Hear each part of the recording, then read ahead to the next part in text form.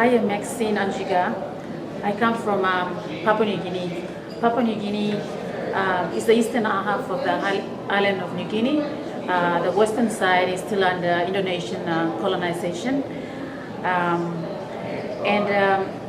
In my country, there are 6 million people, and 99% of them are Melanesians just like me.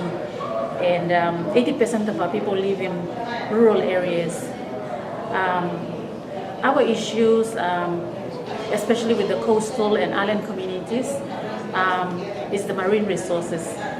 There is depletion of those resources, and that is due to overfishing, overharvesting, and also we're threatened by industries and also climate change.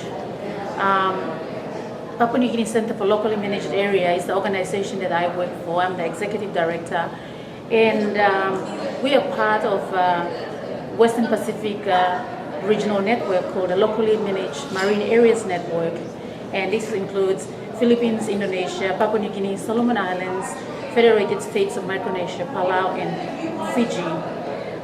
How we work is that we work with the communities. This is the opposite of having big wildlife management areas, conservation areas, and national parks. In here, we empower the communities by giving them training so that they can plan their the marine management. And then we also give them the skills to do basic surveys, socioeconomic surveys, and also biological surveys to count the species they're protecting, any of them in the areas.